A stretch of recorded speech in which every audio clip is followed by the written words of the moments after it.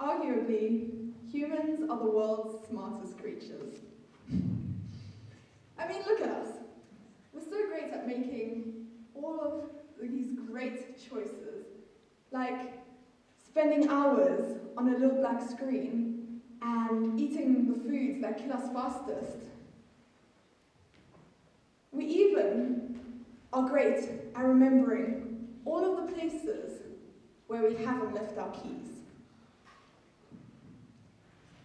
Because of our different perspectives, it's a bit hard to define exactly what a bad decision is.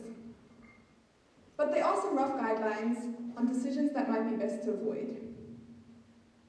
These are ones that harm yourself, places, or other people, like staying in a bad relationship or not wearing deodorant.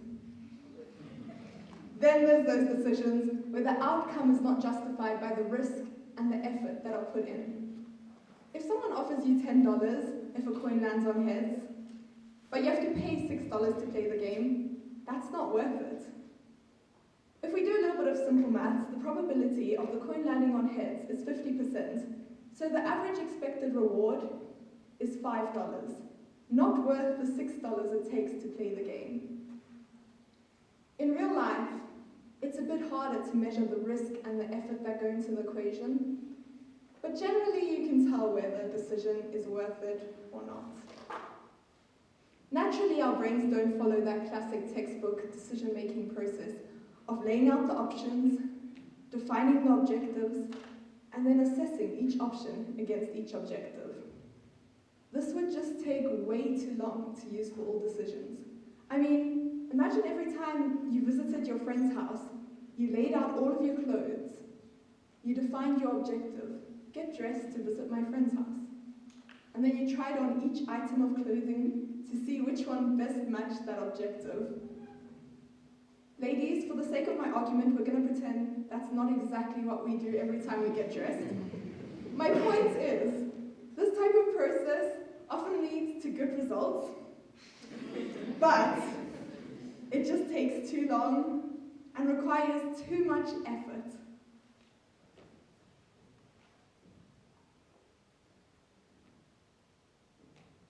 When it comes to making wise decisions,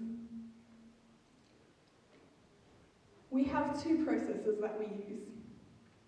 This is the dual processing model in psychology, and it was popularized by Daniel Kahneman, the New York Times best-selling author of Thinking, Fast and Slow.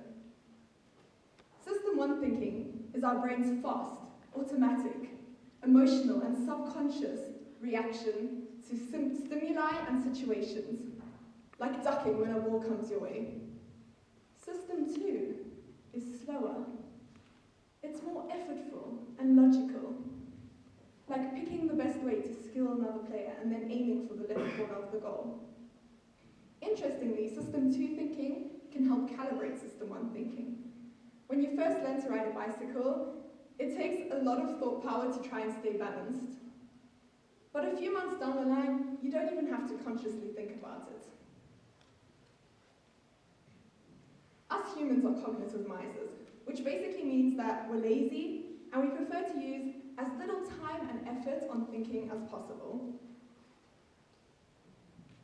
When you're piecing together a puzzle, you should be carefully assessing which piece goes where according to its color and its shape, but sometimes you just intuitively slap a piece down somewhere and hope for the best. When it comes to decision making, I don't blame us for skipping a few steps. Research from Cornell University has shown that every day we make 35,000 choices. So I'm all for shortcuts in decision making, but we do have to acknowledge that they come with their problems. When I go hiking with my family, shortcuts often mean getting a million little grass and bush cuts on my legs that sting. And believe it or not, shortcuts in your brain can lead to even more pain and suffering. As you saw from the bicycle riding example, System 1 thinking is very much based on past experiences and knowledge. But the problem is, these can ingrain negative and biased thought patterns into our mind. Imagine growing up, being told that another race is inferior to yours. Imagine then living a life with this deeply ingrained notion, and living in fear, distrust, and with a sense of superiority. This is apartheid South Africa, and this is the danger of shortcuts in decision-making when using that subconscious system on thinking. Now I'd like to break the ice a little bit and do a little bit of an investigation, highly scientific. If you agree with the following statement, can you please raise your hand? Legalizing the trade of rhino horn is probably the best way to save the rhinos. I can't see you guys that well, but not many of you have your hands up.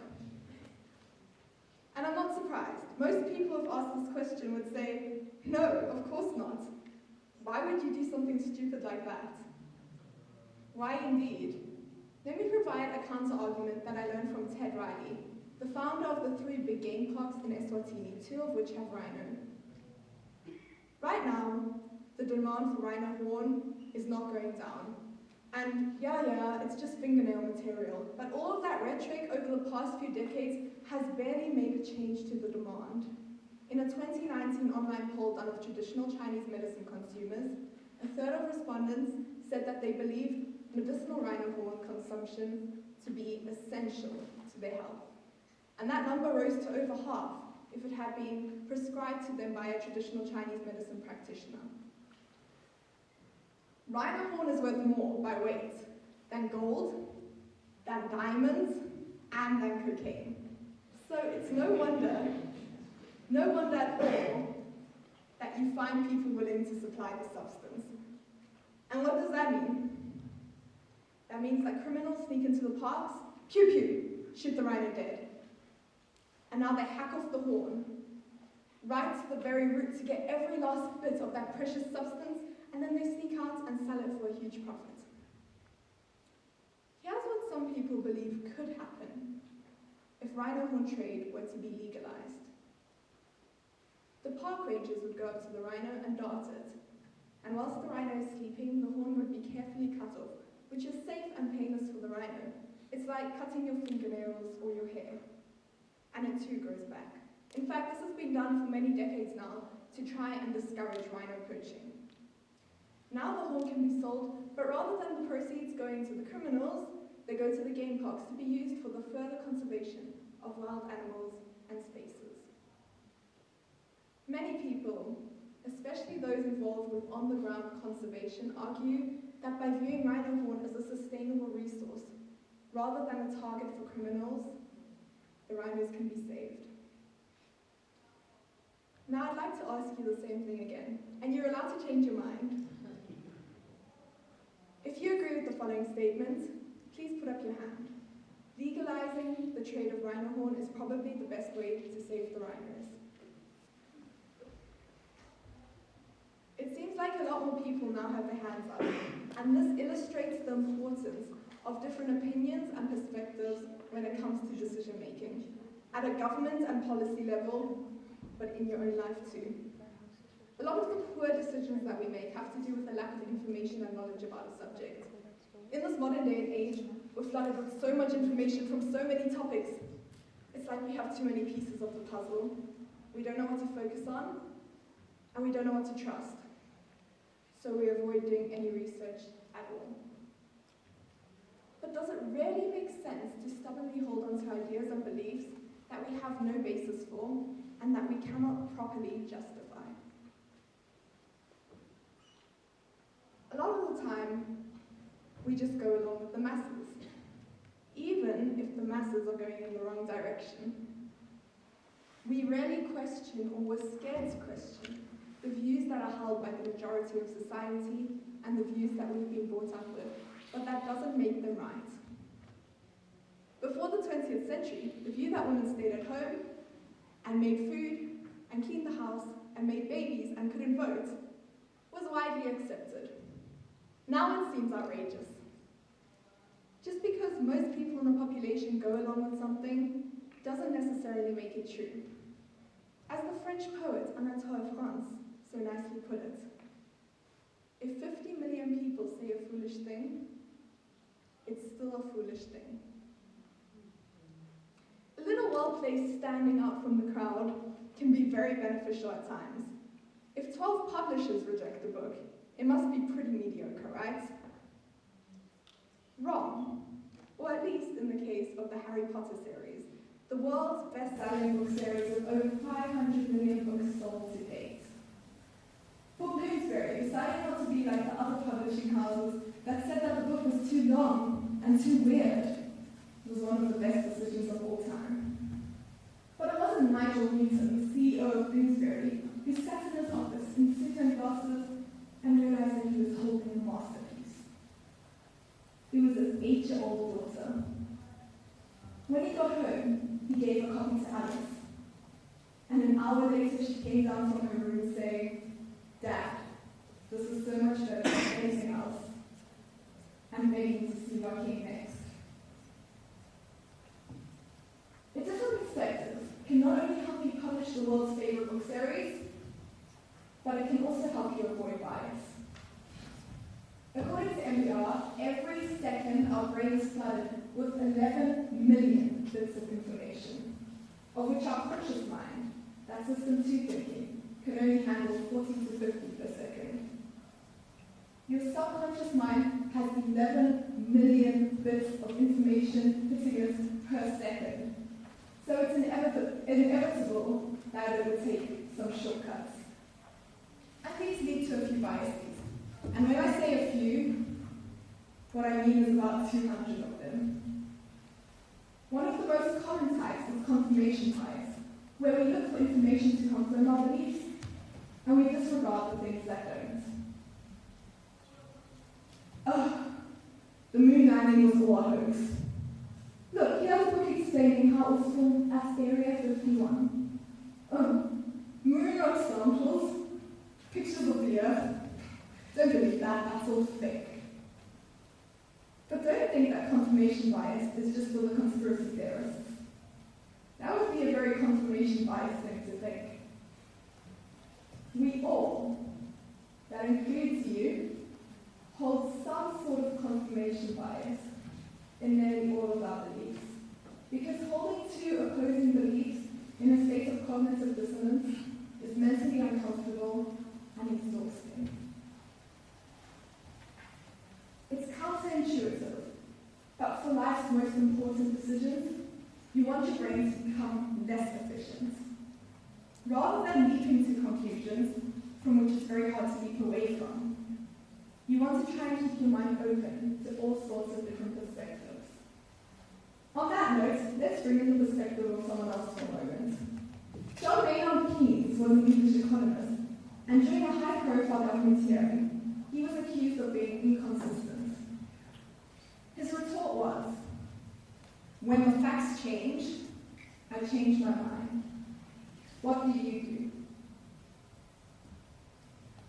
What do you do? And what will you do going forward? Will you obstinately hold on to your beliefs?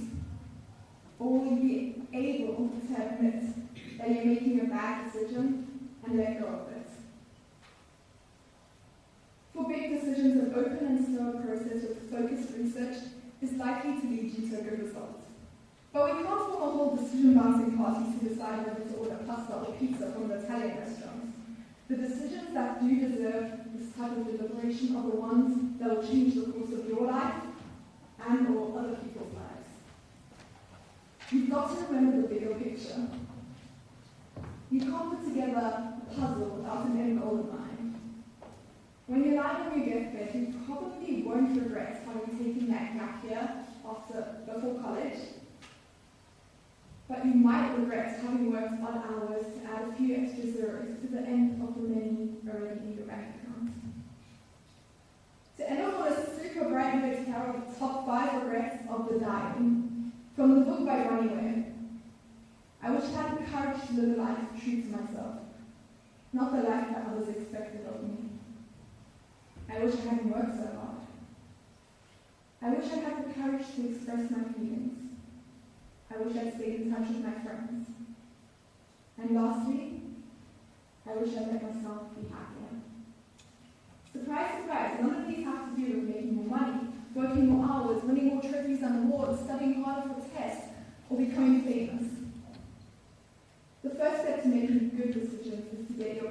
straight. Once you've done this, you can make the right decisions in line with those priorities by actively seeking out credible research and different opinions.